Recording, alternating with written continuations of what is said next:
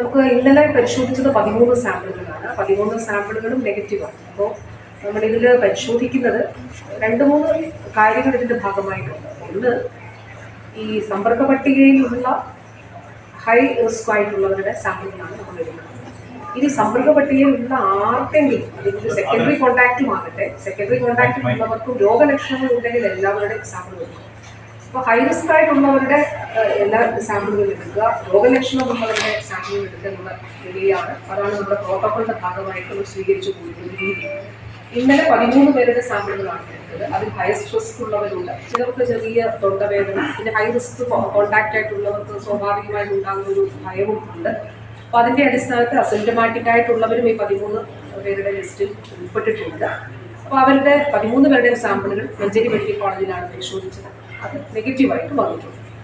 ഇന്ന് നമ്മൾ കൂടുതൽ ആളുകളുടെ സാമ്പിൾ എടുത്തു. രണ്ടാമത്തെ ഒരു കാര്യം ഇതുമായി ബന്ധപ്പെട്ടിട്ടുള്ളത് ഞാൻ പറഞ്ഞതുപോലെ ഒരു മീഡിയം ഇൻക്യുബേഷൻ ടൈം ഉണ്ട്. അതായത് ഈ രോഗിക്ക് തീവ്ര രോഗലക്ഷണം ഉള്ള ഒരു സമയത്ത് ഉണ്ടായിട്ടുള്ള ഒരു കോണ്ടാക്റ്റിൽ നിന്ന് വൈറസ് ബാധ ഉണ്ടായിട്ടുണ്ടെങ്കിൽ ഒരു 9 മുതൽ ഉള്ള ദിവസങ്ങളിലാണ് രോഗലക്ഷണങ്ങൾ ഉണ്ടാവുക.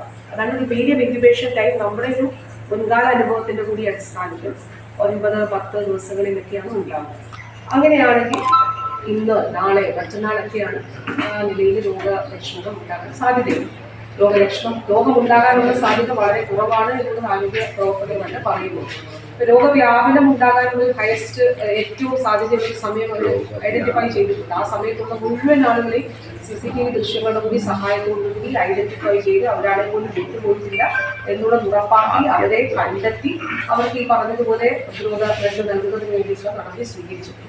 അതുകൊണ്ട് ആരോഗ്യവകുപ്പ് ജാഗ്രതയോടെയുള്ള പ്രവർത്തനമാണ് നടത്തുന്നത്. ഈ ദിവസങ്ങളിൽ ആർക്കെങ്കിലും രോഗലക്ഷണങ്ങൾ ഉണ്ടെങ്കിൽ രോഗലക്ഷണമുള്ള മുഴുവൻ ആളുകളുടെയും സാമ്പിളുകൾ പരിശോധിക്കും. അപ്പോൾ അതിന് വേണ്ടിയിട്ടുള്ള എല്ലാ സംശയങ്ങളും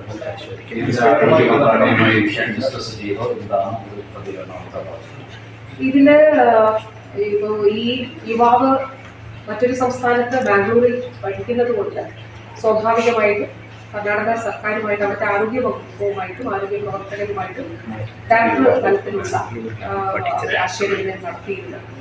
അതുപോലെ കേന്ദ്രത്തിൻ്റെതായിട്ട് 2 സംസ്ഥാനങ്ങളിലെയും ആരോഗ്യ പ്രവർത്തകരെ ഉൾപ്പെടുത്തിക്കൊണ്ടുള്ള മീറ്റിംഗ് നടത്തിയിട്ടുണ്ട്. കാരണം നമ്മൾ പഠിക്കുന്ന വിദ്യാർത്ഥി ആയതുകൊണ്ട് ആ നിലയിലുള്ള മീറ്റിംഗ് നടത്തിയിരുന്നു. അപ്പോൾ അവരുമായിട്ട് കൂടി കർണാടക സ്റ്റേറ്റുമായിട്ട് കൂടി അവരുടെ ആരോഗ്യ വകുപ്പുമായിട്ട് കൂടി സഹകരിച്ചുകൊണ്ട് ആദ്യം നമുക്ക് ആ ഇൻസ്റ്റിറ്റ്യൂട്ട് ലൊക്കേറ്റ് ചെയ്യുക, അവരെ ആരൊക്കെയുണ്ട്, ഡോസ് പരിസാരൊക്കെയുണ്ട്. കാരണം ആ ഒരു ഇൻസ്റ്റിറ്റ്യൂട്ട് നമുക്ക് ട്രേസ് ചെയ്യുന്നത് 21 പീരീഡാണ്, 21 ദിവസമാണ് ഇൻക്യുബേഷൻ പീരീഡ്. അപ്പോൾ അതുകൊണ്ട് അതുകൂടി ശേഖരിച്ചിട്ടുണ്ട്. അതിൻ്റെ അടിസ്ഥാനത്തിൽ അവരുമായിട്ടൊരു സഹകരണവും ആശയവിനിമയവും അതിൻ്റെ ഭാഗമായിട്ട് നടത്തുന്നു.